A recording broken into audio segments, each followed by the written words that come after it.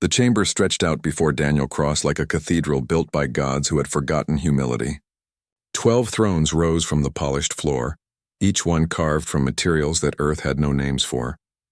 The beings that sat upon them represented civilizations that had mastered the stars when humanity was still learning to make fire. Daniel stood alone in the center of the room with his hands clasped behind his back and his dress uniform pressed and perfect. He had worn this uniform with pride when he left Earth 3 months ago. Now it felt like a burial shroud. The air tasted wrong here. The atmospheric processors created something breathable for humans, but it carried the scent of ozone and something else. Something organic and ancient that made his skin crawl. Above him, the dome showed the swirling colors of the nebula that housed the council station. Purple and gold clouds of gas twisted in patterns that would have been beautiful under different circumstances. Now they just reminded him how far from home he was. Earth was 6 weeks away at maximum speed. 6 weeks he did not have. Vexthor rose from the central throne. The Krillian stood nearly 3 meters tall with a body that resembled a praying mantis, crossed with something from a nightmare. Its 4 eyes gleamed with an intelligence that was both ancient and cruel. The translator implant in Daniel's ear converted the clicking and buzzing sounds into words that dripped with contempt. The charges were simple: espionage, data theft, violation of council law. All of it was fabricated. Daniel knew it. The council knew it. The truth did not matter here. He had tried to speak in his defense an hour ago. The words had fallen on deaf ears, or whatever the alien equivalent was. The evidence they presented was damning and completely manufactured. Files on his personal datapad that he had never created. Communications logs showing transmissions to Earth intelligence agencies that had never happened. Testimony from witnesses who claimed to have seen him in places he had never been. It was a masterpiece of deception, and Daniel understood why. Humanity had made the council nervous. 3 years ago, the first alien ship had appeared in Earth orbit. The arrival had been peaceful, the intentions seemingly benign. The council presented themselves as guardians of galactic civilization, maintainers of peace and order among the stars. They offered humanity a place in their grand design. Though a junior place, a subordinate place, Earth would be welcomed as children are welcomed to a table of adults. Be quiet, be grateful, be obedient. That was the unspoken message beneath all the diplomatic language. Earth had played along. The governments had smiled and nodded and signed the treaties. But behind closed doors, other decisions were made. Humanity had not survived ice ages and world wars and planetary disasters by trusting strangers. The military had begun to prepare. The scientists had begun to study. The engineers had begun to build. And someone on the council had noticed. Daniel could see it now, standing in this chamber with his death sentence already decided. This was not about justice. This was about sending a message. The upstart humans needed to learn their place. They needed to understand that questioning the council brought consequences. They needed to see what happened to those who did not know when to bow. And what better way to teach that lesson than to execute their ambassador in front of the entire galaxy? Vexthor's speech continued. The translator converted the words, but Daniel barely heard them anymore. His mind was working through the implications, calculating the aftermath. Earth would see this. The broadcast was going out on all council networks, and humanity had access to those networks. Billions of people would watch him die. His wife Carol would watch. His daughter Susan would watch. President Mitchell would watch. And they would all have to make a choice about what to do next. The other council members began to vote. One by one, the representatives of civilizations that spanned star systems raised their appendages or glowed their bioluminescence, or broadcast their assent through whatever method their species used. Guilty, guilty, guilty. The word repeated 12 times, unanimous. Daniel had expected nothing less. This trial had been decided before it began. He was not here to receive justice. He was here to be an example. 2 guards approached him. They were Draxian reptilian creatures with scales that shimmered like oil on water. They grabbed his arms with claws that could have torn through steel. Daniel did not resist. There was no point. The execution would be carried out immediately. The council believed in swift justice, which was easier when the verdict was predetermined. They led him to a platform that rose from the floor. The mechanism was ancient, older than human civilization, used countless times over thousands of years for this exact purpose. As they strapped him to the platform, Daniel's fingers moved carefully against his palm. The gesture looked like a nervous twitch, nothing more. But it activated the emergency beacon in his neural implant, a piece of technology the Council did not know about because they had never bothered to scan deeply enough. They saw humans as primitives, barely worthy of the advanced technology they had been given. They never imagined that humanity might have technology of their own. The connection opened. Daniel could feel it, a whisper at the back of his mind. The signal was bouncing through quantum relays hidden in the infrastructure of the Council station itself. Relays that human engineers had secretly installed during the construction of Earth's embassy wing. The message would reach Earth in minutes, not weeks, and it would contain everything. The fabricated charges, the sham trial, the execution, and 2 words that Daniel transmitted with every ounce of will he possessed. Protocol Nightfall. The execution device hummed to life. Daniel could see the energy building, a soft blue glow that grew brighter with each passing second. He thought of Carol and Susan. He thought of Earth, that small blue marble in an unremarkable corner of the galaxy. He thought of all the people who would watch this and feel anger rise in their chests like wildfire. The Council thought they were making an example. They thought they were teaching humanity a lesson about power and place and the natural order of the cosmos. They were wrong. The energy discharged. For a fraction of a second, Daniel Cross felt everything. Then he felt nothing at all. His body slumped against the restraints. The guards released him and let him fall to the platform. Vexthor gestured and the body was removed, discarded like refuse. The Council members began to file out of the chamber, satisfied that justice had been served and order maintained. None of them noticed the small smile that had crossed Daniel's face in that final moment. None of them understood what they had just done. 6 light-years away, alarms began to sound in a bunker beneath the Rocky Mountains. Lieutenant Commander Kate Morris stared at her screen as the message decoded itself. Her hands shook as she reached for the red phone that connected directly to the Pentagon. When Admiral Vincent Hayes answered, she spoke 3 words that changed everything. We received nightfall. The Situation Room beneath the White House had been built to withstand nuclear war. Its walls were reinforced concrete 3 meters thick, lined with enough electromagnetic shielding to block any signal that might try to penetrate. Right now it felt more like a tomb than a command center. President John Mitchell sat at the head of the table, with his jaw clenched so tight that the muscles in his neck stood out like cables. Around him, the faces of his cabinet reflected the same barely controlled rage that he felt burning in his chest. The main screen still showed the execution. Someone had mercifully paused it at a frame before the final moment, but Daniel Cross's face was frozen there for everyone to see. He looked calm. That was what struck Mitchell the most. The ambassador had faced his death with more dignity than his murderers had shown in carrying it out. The president had known Daniel personally. They had served together in the Marines decades ago, back when the stars were just lights in the sky and not destinations humanity could reach. Admiral Vincent Hayes stood beside the screen with a tablet in his hands.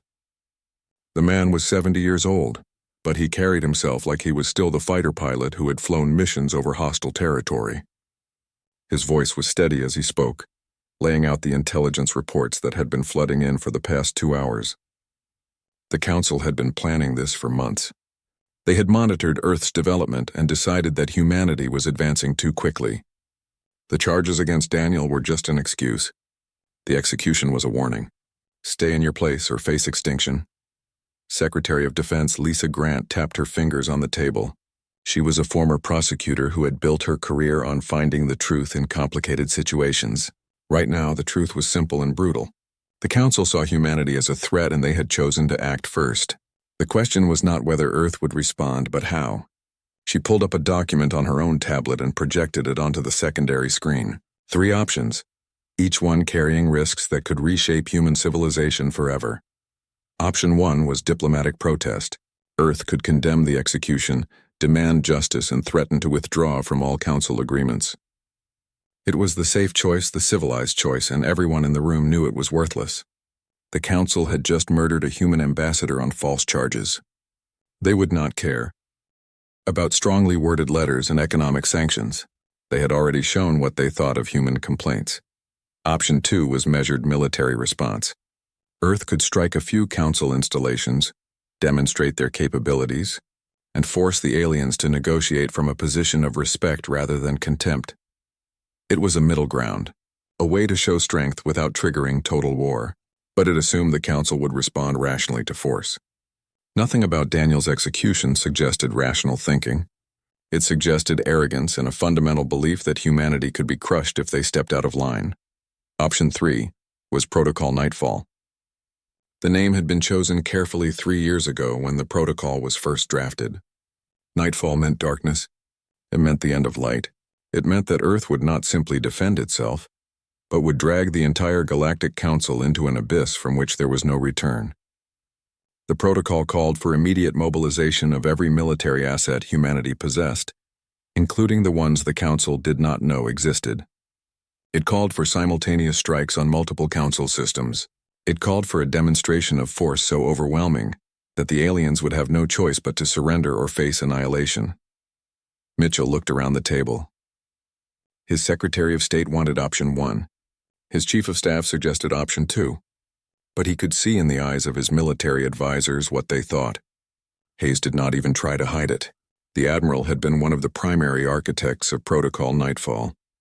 He believed the Council would only understand one language, and that language was written in fire and steel in the cold mathematics of orbital mechanics. The President stood and walked to the window. It was not a real window, just a screen showing a feed from the surface. He could see the Washington Monument rising into the evening sky. Beyond it, invisible from this angle, was Arlington National Cemetery where thousands of soldiers rested. They had died defending Earth from human threats. Now humanity faced something far worse. He thought about Carol Cross watching her husband die.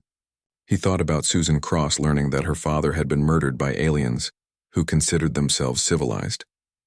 He thought about every person on Earth who had welcomed the Council with open arms and hopeful hearts, only to learn that kindness was seen as weakness among the stars. Mitchell turned back to the table. His voice was quiet, but it carried the weight of absolute authority. He had made his decision. Protocol Nightfall was activated immediately. The room erupted into controlled chaos as cabinet members grabbed phones and tablets and began issuing orders. Hayes was already on a secure line to NORAD, speaking in rapid commands that would set a military machine into motion. Grant was contacting the Joint Chiefs, making sure every branch understood what was about to happen. Within minutes, the authorization codes were sent. Within hours, the other nations of Earth would ratify the decision. Humanity had always been divided by borders and languages and old grudges, but this was different. This was existential. The asteroid belt installation received the signal first. Commander Greg Palmer had been expecting it since the moment he saw Daniel's execution broadcast. His crew had trained for 3 years in secret, living in cramped quarters inside an asteroid that was supposedly just a mining operation. The hangar doors began to open, massive slabs of rock and metal sliding apart to reveal the ships hidden inside. They were beautiful in a deadly way. All sharp angles and weapon arrays that looked nothing like the crude cargo haulers Earth had shown the Council. On Mars, Captain Linda Shaw watched her screens light up with activation sequences. The Olympus Mons facility had been disguised as a terraforming station. In reality, it was the largest military shipyard humanity had ever constructed.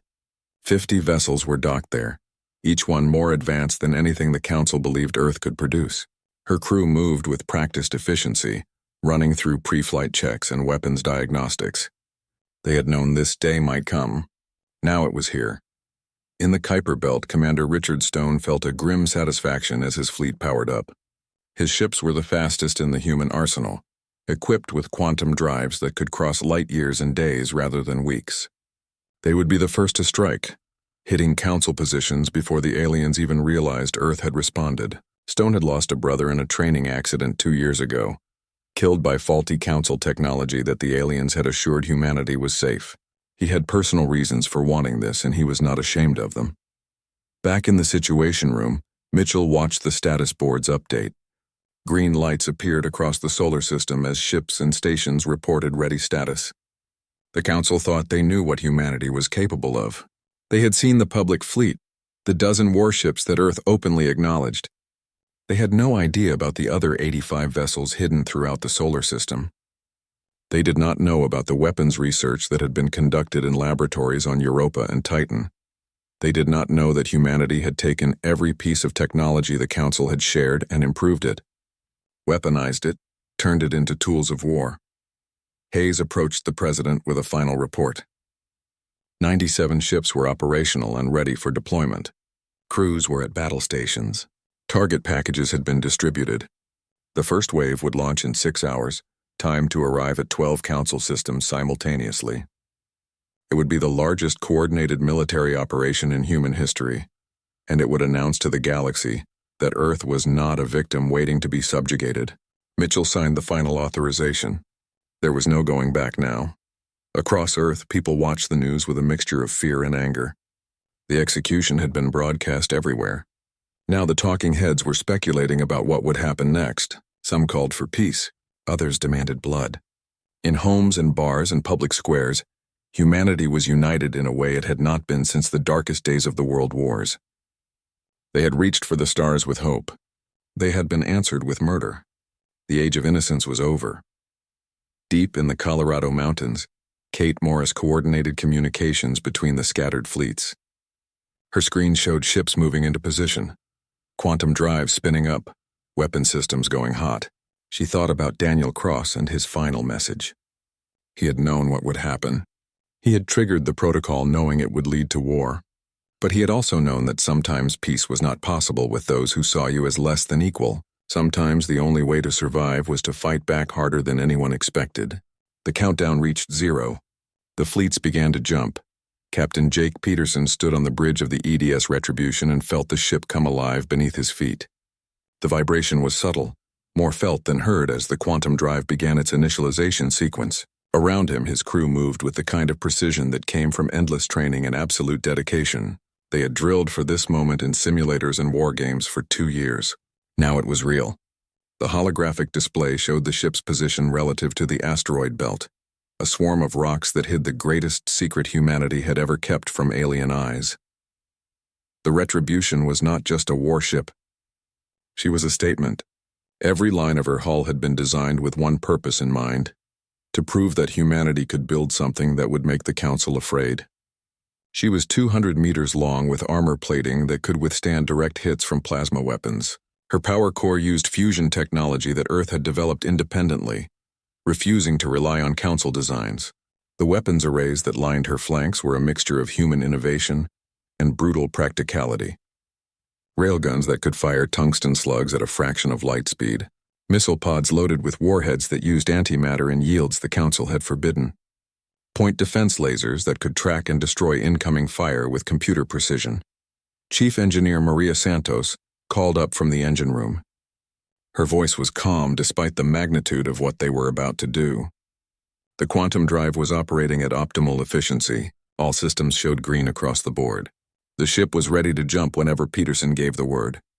He acknowledged the report and looked at his tactical officer.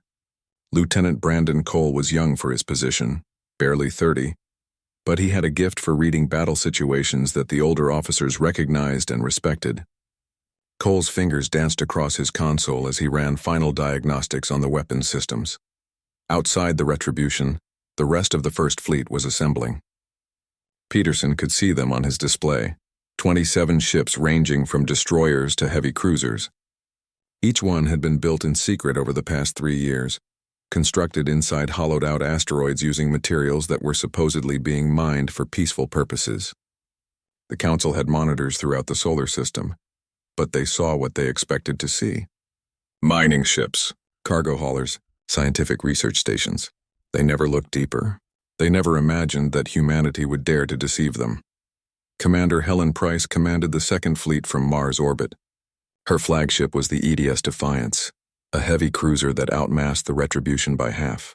Peterson had served with Helen during the early days of Earth's space navy, when they were both fresh officers learning how to operate in zero gravity.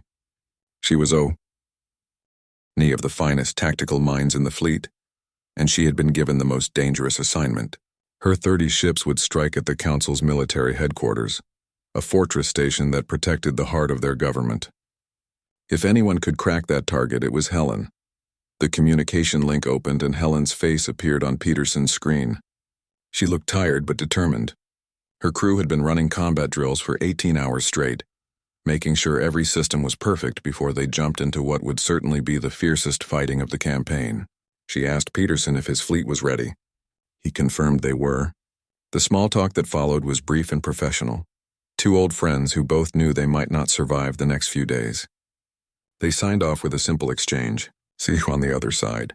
Count on it. Peterson walked to the viewport and looked out at the stars. Somewhere out there, 12 council systems were going about their daily business, completely unaware of what was coming. Their defense fleets were probably running routine patrols. Their civilians were working and eating and sleeping, secure in the belief that the council's power was eternal and unbreakable. In a few hours, that belief would be shattered. Peterson felt no joy at the thought. This was not about revenge or glory. This was about survival. The council had declared through their actions that humanity had no right to exist as equals. Earth's response would teach them the cost of that arrogance.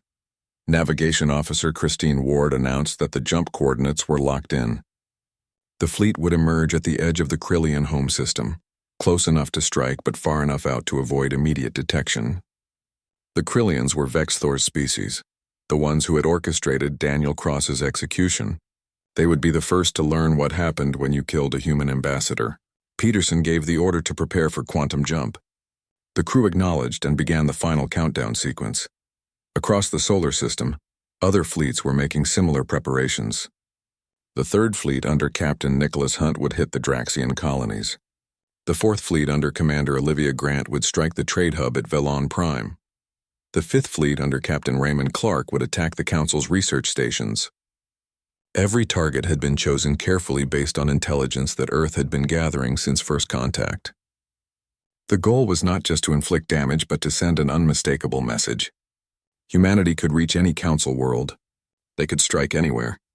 There was nowhere the aliens would be safe if this war continued. In the crew quarters, the men and women of the Retribution made their own preparations. Some wrote letters that would be delivered to families if they did not return. Others checked and rechecked their equipment, finding comfort in routine tasks. A few gathered in small groups to pray, asking whatever gods they believed in for strength and protection. Most simply sat quietly with their thoughts, processing the reality that they were about to enter combat against an enemy that had ruled the galaxy for thousands of years. The ship's chaplain, Lieutenant Kenneth Ross, moved through the sections offering words of encouragement and listening to confessions from those who needed to unburden themselves before battle. Peterson returned to his command chair and strapped himself in. The quantum drive was reaching full power now. He could feel it through the deck plates, a deep thrumming that seemed to resonate in his bones. The theory behind quantum jumping was still not fully understood by human scientists. It involved folding space itself, creating a tunnel between 2 points that allowed a ship to cross vast distances in moments. The Council had shared the basic principles, but Earth's engineers had improved on the design, making drives that were faster and more reliable than the alien versions. It was typical of humanity's approach to every challenge. Take what you are given and make it better. The countdown reached its final seconds. Peterson's executive officer, Commander Alan Wright, called out the markers. 10 seconds. 5 seconds, 3, 2, 1, jump. The universe twisted around the Retribution. For a fraction of a second that felt like an eternity, Jake Peterson existed in a state that human minds were not meant to perceive. Then reality snapped back and the ship was somewhere else. The main display showed a different star field. In the distance, a yellow sun burned bright and angry. Around it orbited 7 planets, including the green and blue world that was home to 3 billion Krillians. The tactical display began populating with contacts, defense satellites, orbital stations, patrol ships. The Krillians had a significant military presence around their home world, but it was configured for defense against conventional threats. They expected enemies to arrive through normal space, spending weeks crossing the system at sublight speeds. They never anticipated that an entire human fleet would appear at their doorstep with weapons hot and ready to fire. Brandon Cole reported 27 Council vessels in system, most of them concentrated near the planet. He highlighted 3 heavy cruisers that would be the primary threats. Peterson opened a channel to the rest of the fleet. His orders were simple and direct. All ships were to close to weapons range and engage at will. Priority targets were military installations and ships. Civilian infrastructure was to be avoided unless it posed a direct threat. Humanity was going to war, but they would not become monsters in the process. The distinction might seem small to some, but Peterson knew it mattered. When this was over, when the Council finally agreed to negotiate, Earth would need to prove they were better than their enemies. The Retribution's engines flared to life, and the ship surged forward. Around her, the other vessels of the First Fleet matched her acceleration. They moved in a formation that had been practiced 1,000 times, each ship positioned to provide covering fire for the others. The distance to the Krillian defense perimeter began to shrink rapidly. 5 million kilometers, 4 million, 3 million. Still, the enemy showed no sign of having detected them.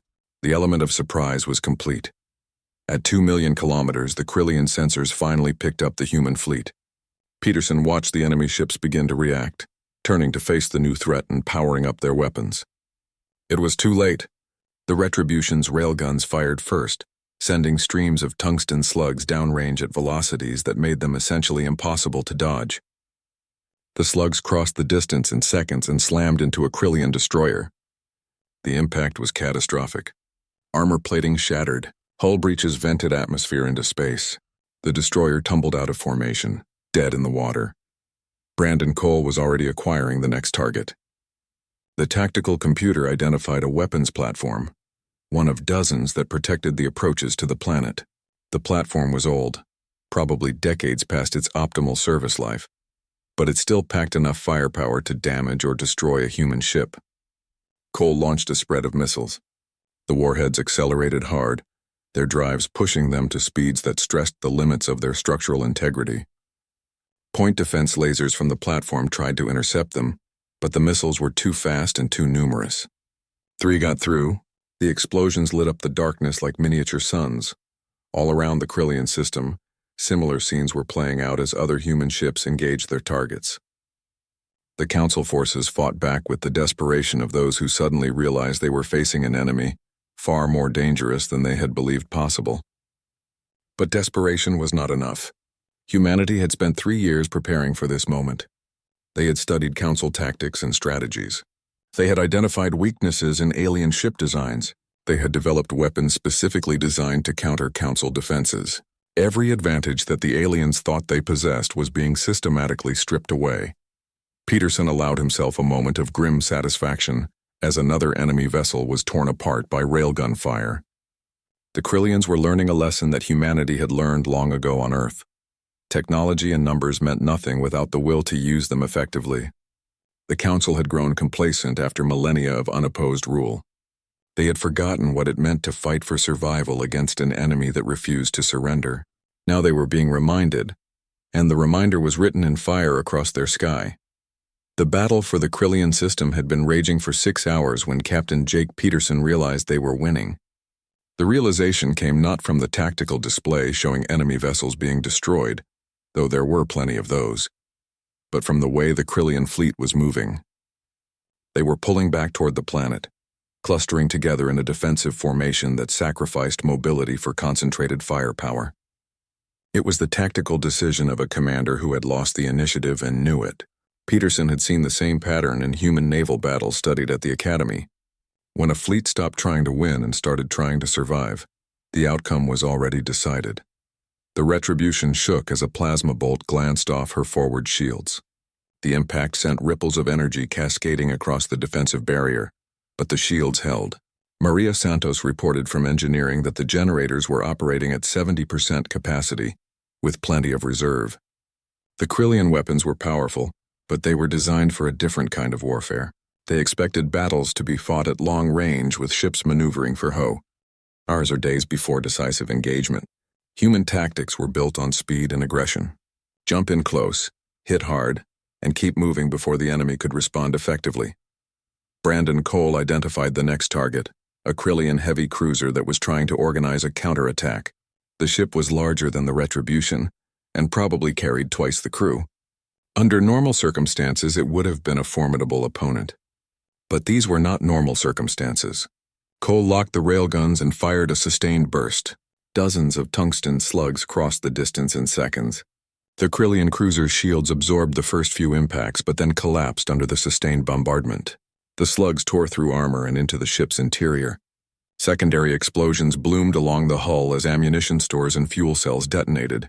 The cruiser listed to one side and began venting debris. Across the Krillian system, the other human ships were reporting similar success.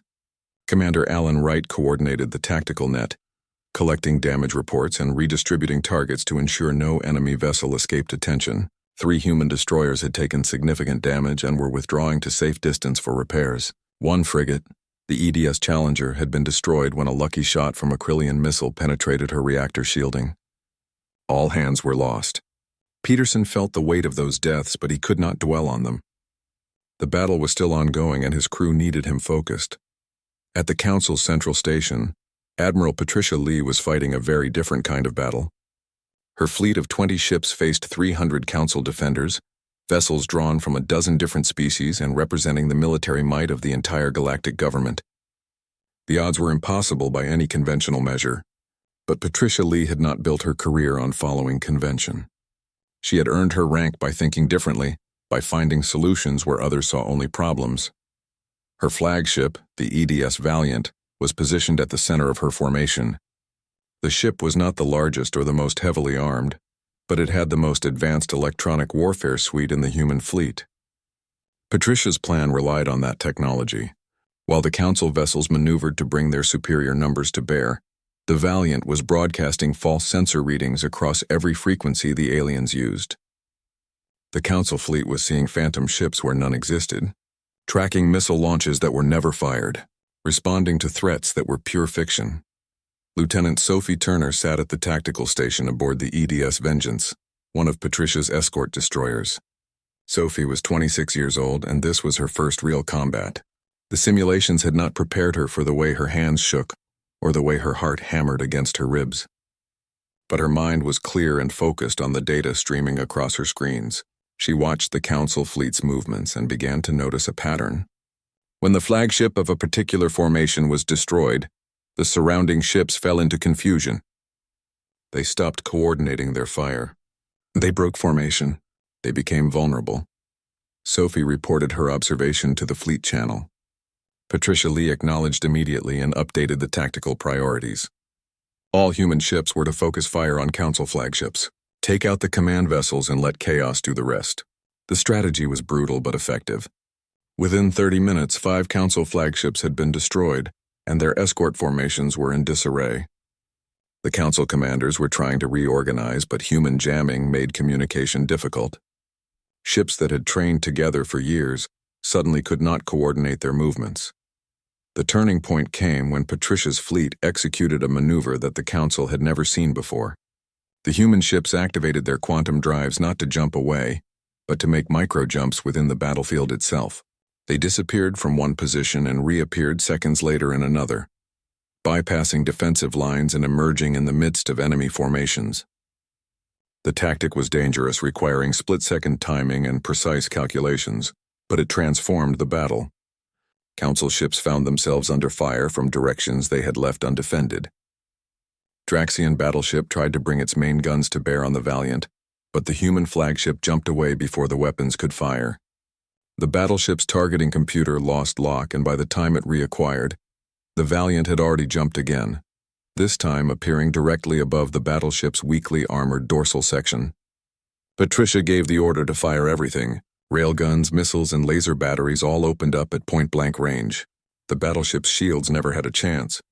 The vessel broke apart under the onslaught, its reactor core detonating in a flash that momentarily outshone the nearby star. Back in the Krillian system, Peterson received updates from the other battle zones. The Third Fleet had successfully neutralized the Draxian colony's defenses. The Fourth Fleet had captured Villan Prime's trade hub with minimal casualties.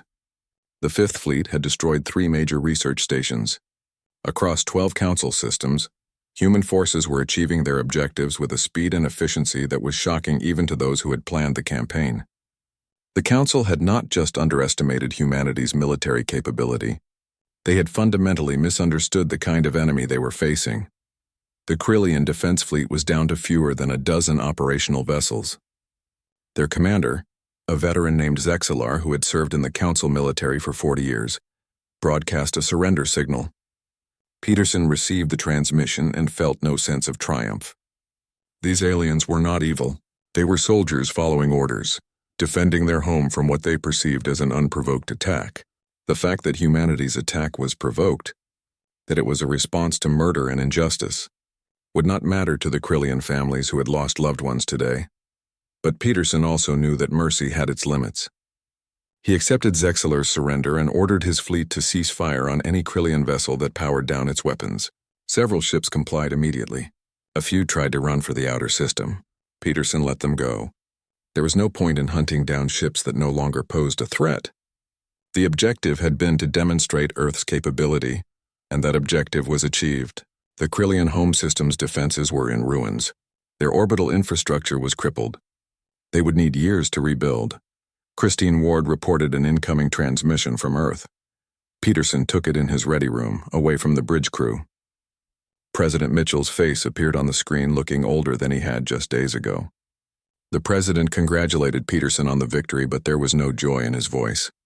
He reported that other fleets were having similar success, but the cost was mounting. Earth had lost 11 ships and over 8,000 personnel.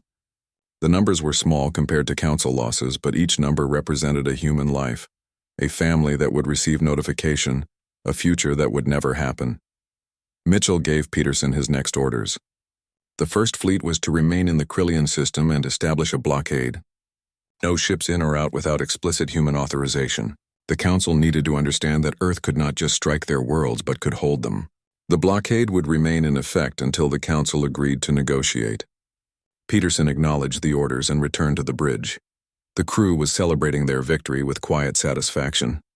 Brandon Cole was reviewing the battle recordings, analyzing what worked and what could be improved for next time. Maria Santos was coordinating repair teams to fix the damage the Retribution had taken. Alan Wright was organizing the blockade patrol patterns. They were good people doing a hard job, and Peterson was proud to serve with them. Outside the viewport, the planet below looked peaceful from orbit. The green and blue colors reminded Peterson of Earth. He wondered what the Krillians down there were thinking as they looked up at the wreckage in their sky. Did they understand why this had happened? Did they know about Daniel Cross and the execution that had sparked this war? Or did they simply see humans as invaders, as destroyers who had brought death to their system without warning or justification? The communication system beeped with an incoming message from Commander Helen Price. Her fleet had successfully engaged the Council military headquarters, but the fighting had been fierce. She had lost 6 ships, including 2 heavy cruisers. The station itself was heavily damaged but still operational. Helen was requesting additional support to finish the job. Peterson forwarded the request to Earth Command and received approval within minutes. He designated 5 ships from his fleet to jump to Helen's position and provide reinforcement. As those ships prepared to depart, Peterson thought about what would come next. The battles were going well, but battles were not wars. Eventually, the Council would adapt. They would learn from their losses and change their tactics. They would rally their scattered forces and mount a coordinated counterattack. Humanity had achieved surprise and initial success, but sustaining a military campaign across multiple star systems would strain Earth's resources to the breaking point. This war would not be won in days or weeks. It would be a grinding test of endurance and will. But for now, in this moment, humanity had proven something important. They had shown the galaxy that Earth could fight.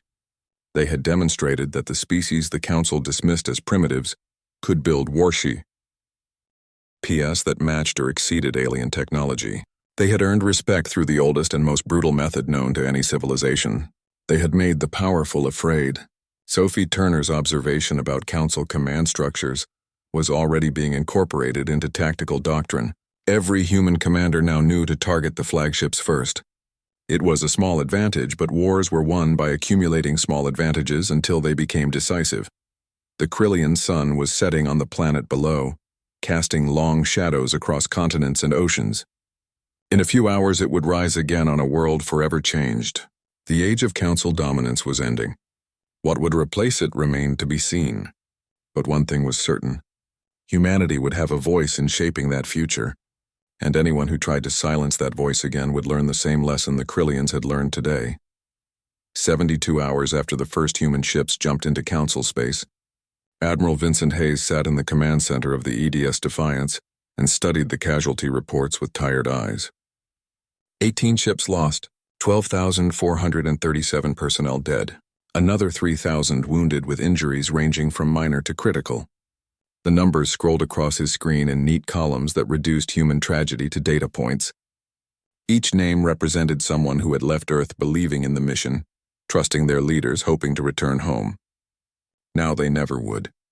Hayes had written letters to families before, back when he was a younger officer commanding smaller units. He would write more letters after this war ended. That burden came with the rank, but the Council losses were far worse. Hayes pulled up the intelligence summary compiled by Earth's reconnaissance drones. Over 300 Council vessels destroyed or disabled. 15 major military installations reduced to debris. 6 orbital stations captured intact. The Council's ability to project power across their territory had been crippled in just 3 days of fighting. Their navy, which they had believed invincible, had been revealed as a paper tiger built on outdated tactics and arrogant assumptions. The various alien species that made up the Council were already turning on each other, blaming everyone except themselves for the disaster. Hayes opened a secure channel to the other fleet commanders. Jake Peterson appeared first, his face showing the strain of maintaining a blockade around the Krillian homeworld. Helen Price joined next, reporting from the captured Council military headquarters. The station was a treasure trove of intelligence containing fleet dispositions, strategic plans, and communications that would keep Earth's analysts busy for years. Nicholas Hunt checked in from Draxian space, where his ships were enforcing a no-fly zone. Olivia Grant and Raymond Clark reported similar situations in their assigned sectors. The human fleets were spread thin across 12 star systems, but they were holding their positions. The discussion turned to next steps. Some commanders advocated for pressing the advantage, striking deeper into Council territory before the aliens could regroup. Others argued for consolidation, strengthening the positions they already held. Hayes listened to both sides and understood the appeal of each approach. But President Mitchell had given him clear instructions. Earth was not trying to conquer the galaxy. They were trying to force negotiations from a position of strength. That meant demonstrating capability without overextending to the point where losses became unsustainable. Hayes made his decision. The fleets would hold their current positions while Earth prepared for the next phase of the campaign. That phase would not involve more battles if things went according to plan. It would involve a demonstration so overwhelming that the Council would have no choice but to accept human terms. Hayes ended the conference and began composing the message he would send to President Mitchell. The President needed to authorize the use of Earth's most classified weapon, a device so destructive that its very existence had been kept secret from all but a handful of people. On Earth, Mitchell received Hayes's recommendation in the Situation Room, where he had spent most of the past 3 days. Lisa Grant stood beside him as they reviewed the proposal. The weapon in question was officially designated Project Godstrike, but everyone who knew about it called it the Planet Cracker. It had been developed in a black site laboratory on the far side of the moon, tested once in deep space where no Council sensors could detect it, and then placed in storage against the day it might be needed. That day had arrived. The physics behind the weapon were complex, but the effect was simple. It destabilized a planet's core, triggering a cascade reaction that would tear the world apart from within. The process was irreversible once started. Any planet struck by a Godstrike missile would break apart over the course of a few hours, its fragments scattering into an asteroid field that would remain for millions of years. It was genocide on a geological scale. The mere existence of such a weapon would have sparked outrage if the Council had known about it. Now that knowledge would serve as the ultimate negotiating tool. Mitchell gave his authorization. Lisa Grant transmitted the orders to Captain Ryan Foster, commander of the EDS Reckoning. Foster's ship was stationed at the edge of the Krillian system, with a single Godstrike missile in its launch bay. The captain was a quiet man who had spent 20 years in Earth submarine service before transferring to the Space Navy. He understood deterrence. He understood that sometimes the willingness to use a terrible weapon was enough to make its actual use unnecessary. Foster confirmed receipt of the orders and began target selection. The target was chosen carefully, not the Krillian homeworld that would make humanity into the monsters they were fighting against. Instead, Foster selected an uninhabited moon in the outer system. The moon was large enough to provide a clear demonstration, but had no strategic value and certainly no population. It would serve the purpose without causing unnecessary death. Foster ran the calculations 3 times to ensure accuracy. The margin for error on a weapon this powerful was effectively zero. One mistake and the missile could miss entirely or worse, hit something unintended. The council chambers on the central station were in chaos. Representatives from dozens of species were shouting at each other in languages that the translation system struggled to process. Vexthor, the Krillian who had presided over Daniel Cross's execution, sat silently in his throne watching his carefully constructed authority crumble. 3 species had already announced they were withdrawing from the council. Others were demanding Vexthor's arrest and trial for starting a war that was destroying them all. The chamber fell silent when a human transmission began broadcasting on every screen and speaker. President Mitchell's face appeared. He looked directly at the camera with an expression that conveyed both strength and weariness. His words were chosen with precision. He began by stating the facts without embellishment. Ambassador Daniel Cross had been executed on false charges.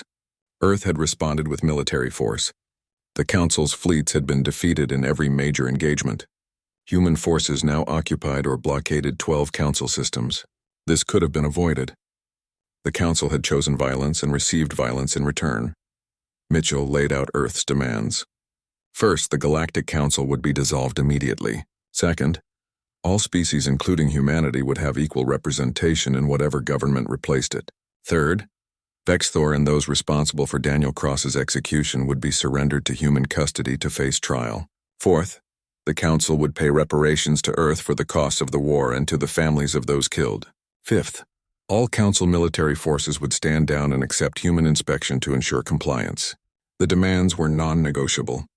The Council had 48 hours to respond. Then Mitchell added the final element that would make refusal impossible. He gestured off camera and the transmission switched to a view from the EDS reckoning. Captain Foster's voice provided calm narration as the ship's external cameras focused on the Krillian moon. The missile launched from the reckoning's bay, its drive flaring bright against the darkness of space. The weapon crossed the distance to the moon in just under 2 minutes. There was no explosion when it struck the surface. For several seconds, nothing seemed to happen. Then the moon began to shake. Cracks appeared across its surface, glowing from within with heat that should not have been possible. The cracks widened and spread, forming a network that covered the entire visible hemisphere. Massive chunks of rock began to separate from the main body, pushed apart by forces originating from the moon's core. Within an hour, the moon was no longer a single object but a cluster of fragments held together by weakening gravity. By the 3rd hour, those fragments were drifting apart, creating a debris field that would eventually spread across the moon's former orbital path. The transmission returned to President Mitchell. He spoke quietly, almost conversationally, but every word carried weight. The weapon demonstrated on the uninhabited moon could be used on any planet in Council space. Earth had the capability to destroy worlds. Humanity hoped they would never need to prove that capability on an inhabited target. But if the Council refused to negotiate, if they continued this war, then Earth would do what was necessary to ensure their own survival. Each choice belonged to the Council. Choose peace and negotiation. Choose continued war and face consequences that would echo through history. The transmission ended. In the Council chambers, the silence was absolute. Representatives stared at the screen showing the disintegrating moon. They had all seen the same thing and they all understood the implications. Humanity possessed planet-killing weapons.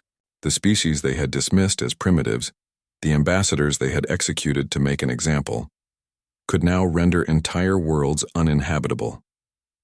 The balance of power had not just shifted. It had been completely inverted. Vexthor rose from his throne, but before he could speak, 2 Krillian guards seized him. His own species had decided that sacrificing one leader was preferable to seeing their homeworld destroyed. Other council members began calling for immediate surrender. A few held out for continued resistance, but their voices were drowned out by those who understood that further fighting was suicide. The council secretary called for a formal vote on accepting Earth's terms. On the retribution, Jake Peterson watched the vote tally appear on his display. The result was not unanimous, but it was decisive. 38 species voted to accept human demands. 4 voted to continue fighting. The abstentions did not matter. The council as it had existed for 10,000 years was finished. Peterson felt no sense of victory. Too many had died for this moment to feel like triumph. But at least it was over. The fighting would stop. The killing would end. Humanity could begin the hard work of building whatever came next. Admiral Hayes received confirmation from Earth that the Council's acceptance was genuine. Diplomatic teams were already preparing to travel to neutral territory for formal negotiations. The various human fleets would maintain their positions until a treaty was signed, but they were authorized to provide humanitarian assistance to damaged Council installations. Hayes issued the orders and allowed himself a moment to feel the exhaustion that had been building for days. He thought about Daniel Cross, the man whose death had started all of this. The ambassador would never know that his sacrifice had changed the course of galactic history. Captain Ryan Foster guided the reckoning away from the debris field that had once been a moon. His crew was quiet, processing what they had just done. They had not killed anyone, but they had demonstrated humanity's capacity for destruction on a scale that was almost incomprehensible. Foster wondered if that made them heroes or villains. Perhaps they were both. Perhaps in the cold mathematics of interstellar politics, such distinctions did not matter. What mattered was that Earth had secured a future where humanity would be respected, feared, and most importantly, left alone. The stars continued their eternal dance, indifferent to the brief violent drama that had played out among them. Somewhere in those stars, other species watched and learned. The humans were not to be underestimated. They were not to be threatened. They came from a small blue world in an unremarkable corner of the galaxy, but they had proven themselves capable of standing among the great powers. The age of Council dominance was over. The age of humanity had begun. What they would do with that power remained to be seen. But one thing was certain beyond any doubt: no one would ever execute a human ambassador again,